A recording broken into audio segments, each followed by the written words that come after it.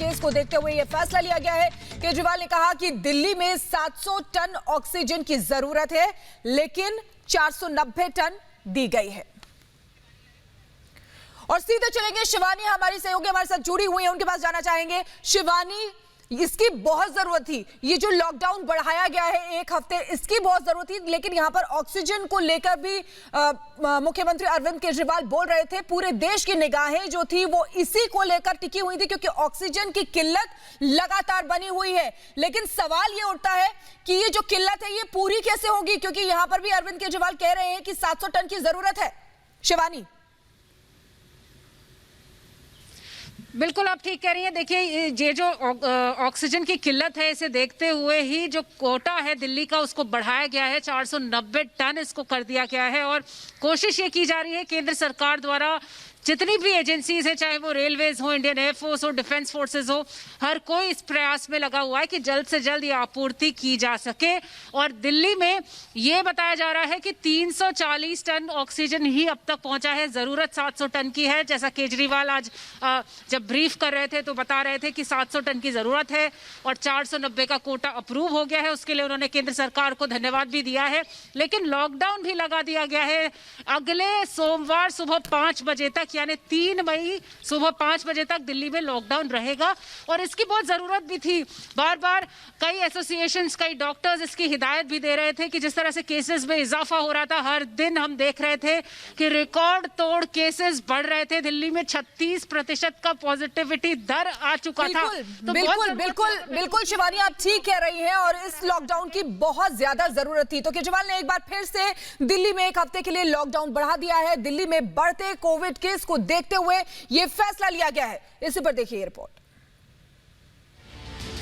दिल्ली की रफ्तार जो पिछले 6 दिन से रुकी हुई है, वो अगले 7 दिन और थमी रहेगी, क्योंकि दिल्ली में कोरोना के बढ़ते मामलों को देखते हुए सीएम अरविंद केजरीवाल ने 7 दिन के लिए लॉकडाउन बढ़ा दिया है।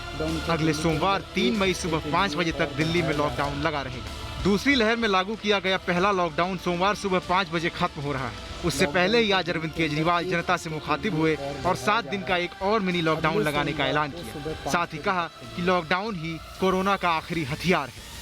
जनता के बीच में भी जब हम लोगों ने बात करने की कोशिश की, सबका मत यही है कि लॉकडाउन को भी और बढ़ाना चाहिए। तो लॉकडाउन को दिल्ली के अंदर 1 हफ्ते के लिए और बढ़ाया जा रहा है, अगले सोमवार को सुबह 5 बजे तक के लिए। अरविंद केजरीवाल ने ऑक्सीजन को लेकर दिल्ली में बढ़ रही परेशानी पर भी चिंता जताई। सीएम केजरीवाल ने कहा कि दिल्ली में ऑक्सीजन का संकट गहराता जा रहा है। हालांकि समय पर ऑक्सीजन पहुंचाने की कोशिश की जा रही है और दिल्ली को 700 टन ऑक्सीजन की अभी जरूरत है। केंद्र से भी सहयोग मिल रहा है। 700 टन की ज़रूरत है इतने कोरोना की महामारी में, उसके मुकाबले में 330-335 ही पहुंच रही है। ये दिल्ली जो ऑक्सीजन की कमी है, दिल्ली के अंदर ऑक्सीजन पहुंच नहीं रही है, जगह जगह से जो ऑक्सीजन आनी है, ये एक बहुत बड़ा कारण है जो ऑक्सीजन की कमी जगह जगह अस्पतालों में महसूस हो रही है। सीएम केजरीवाल ने राहत की खबर देते हुए कहा कि दिल्ली में संक्रमण की दर 30% घट गई है। लॉकडाउन के दौरान की संक्रमण दर, पॉजिटिविटी रेट जिसको कहते हैं, ये लगभग 36-37% तक पहुंच गई। पिछले 1-2 दिन से थोड़ी सी कम हुई है, आज 30 के नीचे आई है, 29 पॉइंट कुछ आई है। दरअसल मिनी लॉकडाउन लगाने के पीछे दिल्ली सरकार का मकसद है कि इससे बढ़ते मामलों पर काबू किया जा सकेगा। आंकड़ों की बात करें तो दिल्ली में कोरोना संक्रमितों की संख्या काफी तेजी से बढ़ रही है। 5 दिन में ही 1 लाख से ज्यादा मामले सामने आ चुके हैं। दिल्ली में कोरोना के कुल संक्रमितों की संख्या 10 लाख के आंकड़े को पार कर गई है। वहीं सक्रिय मामले भी बढ़कर 93,000 से ज्यादा हो चुके हैं। बढ़ते मामलों के साथ कंटेनमेंट जोन भी 24,000 से ज्यादा हो गए हैं। ऐसे में लॉकडाउन बढ़ाने से राहत मिलने की उम्मीद है। Bureau report, Republic Bharat.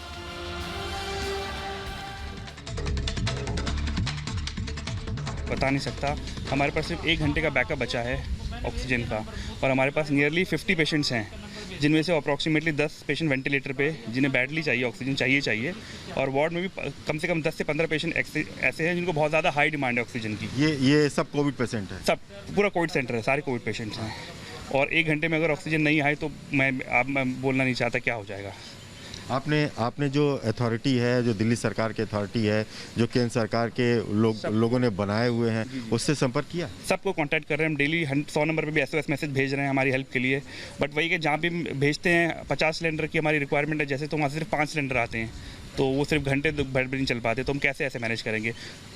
परसों रात को 2 बजे ये हुआ था कि सिर्फ 5 मिनट की ऑक्सीजन हमारे पास बची थी। अगर फ़ौरन सिलेंडर आ गए, अगर 5 मिनट सिलेंडर नहीं आते तो हमारे पेशेंट कोलैप्स हो गए होते हैं। और डेली हम हर रात ही ऐसे जूझ रहे हैं क्योंकि सिलेंडर की कमी है हमारे पास। कई दिनों से चल रहा है, एक हफ्ते, ऑलमोस्ट 1 वीक हो गया है, और सब अथॉरिटी को पता है, सब कुछ हम इन्फॉर्म कर रहे हैं, आपके थ्रू भी हम बोल रहे हैं, मीडिया चैनल्स के थ्रू भी। बट जितनी हमारी रिक्वायरमेंट है, हमें सिर्फ अश्योरेंस मिल रहा है, सिर्फ वादे मिल रहे हैं, ऑक्सीजन नहीं मिल रही है। चलेगा, हमारी 50 सिलेंडर की रिक्वायरमेंट है considering the number of patients we have, और हमें मिलेंगे अगर 5 सिलेंडर तो हम कैसे काम चलाएंगे। सुबह से कोई सिलेंडर की खेप मिली आपको? अभी तक कोई बैकअप नहीं आया हमारे पास सिलेंडर का। अभी हमारे जो बंदे हैं वो लगे हुए हैं बॉर्डर के ऊपर, जहाँ जहाँ मिल रही है ऑक्सीजन, वो लाइनों में लगे हुए हैं। एक हमारी तो एम्बुलेंस है, वो कल सुबह 11 बजे से लगी हुई, उसे 24 घंटे हो गए, अभी लाइन में ही लगी, उसे अभी तक नहीं मिल पाया है ऑक्सीजन। तो हम 10 सिलेंडर 5 सिलेंडर इतनी ही हमारी हेल्प आ पा रही हो। दूसरे हॉस्पिटल जो भी हैं हमारे, जो नेबरिंग, वो भी हमारी थोड़ी बहुत हेल्प कर रहे हैं। क्रेडिट पे हमें 2 सिलेंडर दे रहे हैं, 3 सिलेंडर दे रहे हैं, ताकि हमारा आधा घंटा और खिंच जाए, घंटा और खिंच जाए। अल्टीमेटली वो सिलेंडर में उन्हें वापस भी कर रहे हैं। तो ओवरऑल क्राइसिस वाली सिचुएशन है।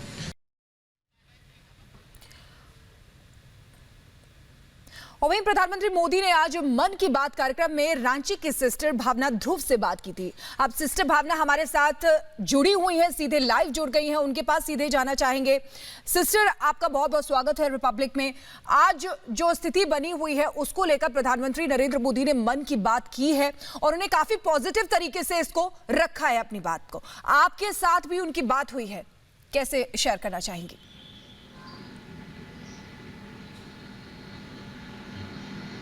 प्रधानमंत्री जी से, नरेंद्र मोदी जी से बात हुई है और थैंक यू फॉर, मुझे उन्होंने इतने सारे स्टाफ में से मुझे सेलेक्ट किया गया। मैं बहुत ही प्राउड फील कर रही हूँ कि मुझे इतने लोगों में सेलेक्ट किया गया। Thank you so much sir मेरे से बात करने के लिए। और मेरी मन की बात जो है, whether it is my home और ड्यूटी, मैं क्या फील करती हूँ, पेशेंट से हम कैसे डील करते हैं, उन्हें हर एक बात मेरे ज़रिए से जाना। हेलो जी सिस्टर, आप क्या कहेंगी? आपसे उन्होंने बात की, आप कह रही हैं कि आपको बहुत अच्छा लगा, लेकिन इस चीज को आप किस तरीके से देखती हैं? क्योंकि प्रधानमंत्री हमेशा, हर बार उनकी कोशिश रहती है कि जन जन से जुड़ सकें, और इस बार भी उनकी यही कोशिश थी, क्योंकि हालात आप देख रही हैं, जानती हैं कि इस समय कैसे हैं।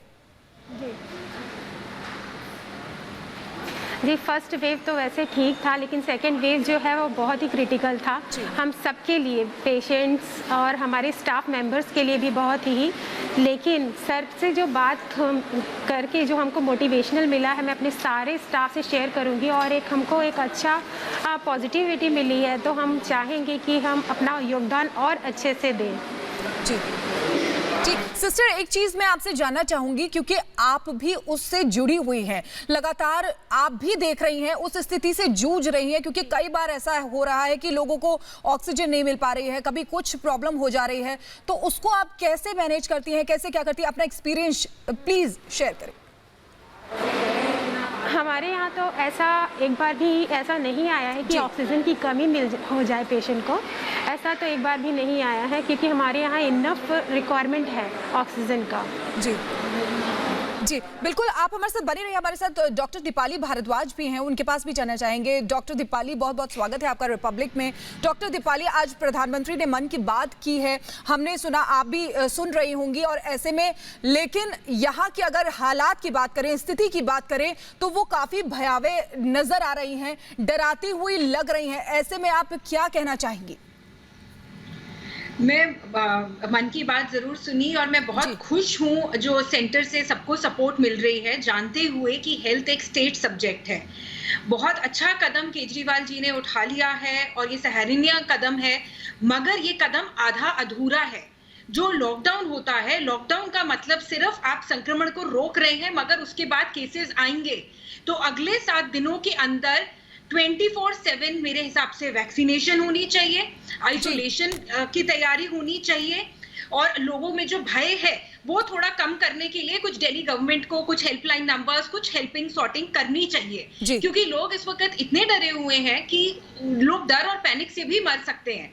अस्पतालों की स्थिति आपने अभी दिखा ही दिया कि कितनी ऑक्सीजन की कमी और किल्लत होती जा रही है। केसेस देखिए, ये थर्ड वेव भी आएगी। हमें फर्स्ट वेव पे भी पता था सितंबर में, तब हमने ये सुना था कि दिल्ली के सीएम 8 ऑक्सीजन के प्लांट लगाएंगे, 1 लगा। जी, अब मैं आपको बता रही हूँ सेकेंड वेव की पीक आई नहीं है। लेकिन दीपाली जी, तो कमी कहाँ है? यहाँ पर 8 ऑक्सीजन प्लांट्स की बात की गई थी, लेकिन 1 लगा है, तो कहाँ कमी है? हमारी सरकार में कमी है, दामोदर सरकार पे जाएगा। जी देखिए, मैं सिर्फ एक डॉक्टर हूँ, मुझे पॉलिटिक्स नहीं पता, बस मुझे ये पता है कि थर्ड वेव भी आएगा और वायरस हम इंसानों से ज्यादा स्मार्ट है। अभी जो एसिम्प्टोमेटिक कैरियर्स घूम रहे हैं, जिनका शायद फॉल्स नेगेटिव भी आ रहा हो रिपोर्ट्स, उनकी हमारी जो डेली बुलेटिन आता है उसमें नहीं आता। और वायरस का रूप जब बदलेगा तो वो हमारे यहाँ पे इंडिया की तरफ से स्पेशल कोरोना स्ट्रेन ना बन जाए, उसके लिए सारे सीएम्स को अपने अपने शहर के लिए तैयारियां करनी चाहिए। यही सेंटर की गाइडलाइन है। तो जो हमारे दिल्ली सीएम ने कहा है वो उन्हें करना चाहिए। और ये समय पॉलिटिक्स का भी नहीं है, दिल्ली के जितने भी एमपी हैं, एमएलए हैं, ठीक है, लेकिन एक और स्टेप जो है मैं कहना चाहूंगी, ये भी स्वागत योग्य है, यानी कि 551 ऑक्सीजन जनरेशन प्लांट्स भी सेटअप करने की बात कही गई है। अगर आपसे पूछूं तो आगे क्या स्टेप रहेगा, यानी कि कोर्स ऑफ एक्शन क्या रहेगा? किस तरीके से आप ट्रीटमेंट करेंगी या किस तरीके से रहेगा, इलाज कैसे करेंगी?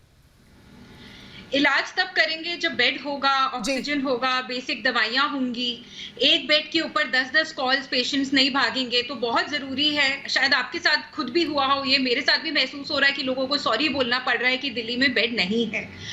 तो देखिए, स्थिति काफी ज्यादा खराब हो चुकी है। लॉकडाउन का मतलब यही है कि लोग अपना लॉकडाउन हो जाए। और आपके चैनल के माध्यम के द्वारा यही कहूंगी कि हमारी सरकार से, दिल्ली के सीएम साहब से स्पेशली, कि उनके ऊपर दामोदर आता है दिल्ली के वासियों का। हम सबने उनको वोट दिया है, वो हमारे सीएम हैं, तो उनको इस वक्त ऑक्सीजन तैयारी करानी की चाहिए और वैक्सीन हमें दिलवानी चाहिए। मेरा ये मानना है कि बिल्कुल जो कंपनीज ने कहा है कि अलग अलग प्राइस पे मिलेगा, मैं उससे सहमत हूँ। इनफैक्ट मैं ये सोचती हूँ कि जिनका इनकम टैक्स रिटर्न ज्यादा जाता है वो लोग उसके लिए ज्यादा पैसे दें। जब बाहर से खरीद सकते हैं तो मेक इन इंडिया प्रोडक्ट को महंगा खरीदें। बिल्कुल, उससे हमारा यहाँ पर आपने प्राइस की बात की है, तो एक चीज और मैं पूछना चाहूंगी, क्योंकि अभी कांग्रेस शासित जो राज्य हैं उनकी तरफ से ये कहा जा रहा है कि एक ही दाम सारे तय किए जाए। तो अब ये प्राइस को लेकर भी पॉलिटिक्स शुरू हो गई है, यानी कि लोगों की जान बचाना इस समय बेहद जरूरी है, ये सबको समझना होगा।